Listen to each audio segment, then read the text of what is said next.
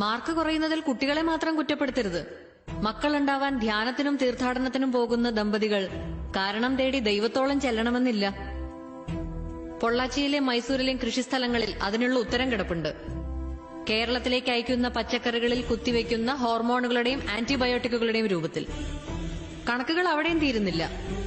50% കഴിഞ്ഞ 10 വർഷത്തിനിടയിൽ കേരളത്തിലെ ക്യാൻസർ ബാധിതരുടെ വർധനാ നിരക്ക്.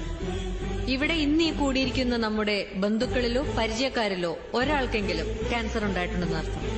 ആ എണ്ണം ഇനിയും കൂടുമെന്നതും പ്രൂവൺ സ്റ്റാറ്റിസ്റ്റിക്സ്. അതിൽ കുട്ടികളുണ്ടെങ്കിൽ ലുക്കീമിയയ്ക്കുള്ള സാധ്യത കൂടുതലെന്ന് മറ്റൊരു പേടിപ്പെടുത്തുന്ന കണക്ക്. ഇല്ല സർ, ജിമ്മിൽ കൊടുക്കുന്ന പണം കൊണ്ട് മാത്രം ആ പട്ടികയിൽ നിന്ന് ഒഴിവാകാൻ പറ്റില്ല. അതിന് ആഹാരം നന്നാവണം. ആഹാരം നന്നാവണമെങ്കിൽ വേറെ ഒരു കുറുക്കുവഴിയുമില്ല. വീണ്ടും മണ്ണിലേക്ക് ഇറങ്ങണം. ഒരൊറ്റ ബാൽക്കണി, ഒരൊറ്റ ടെറസ്, അല്ലെങ്കിൽ 1/2 സെന്റ് ഭൂമി. ഒരു വീട്ടിലേക്കുള്ള പച്ചക്കറികൾക്ക് അത് ധാരാളം. ആർക്കും സാധിക്കും. ഒരിക്കലും കഴിയില്ലെന്ന് കരുതിയിരുന്ന ഞാൻ ഇന്നേക്ക് 7ാം ദിവസം 2000 പേർക്ക് സദ്യ ഒരുക്കാനുള്ള വിഭവങ്ങൾ നൽകാൻ പോകുന്നു. വെറും 10 ടെറസിൽ നിന്ന്.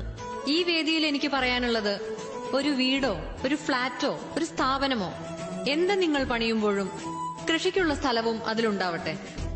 നോക്കാൻ സമയമില്ല എന്ന് ഉടമസ്ഥർ പറഞ്ഞാൽ ആശുപത്രിയിൽ കിടക്കേണ്ടി വരുന്നതിന്റെ 100-1 സമയം വേണ്ടിവരില്ല എന്നവരെ ബോധ്യപ്പെടുത്തുക.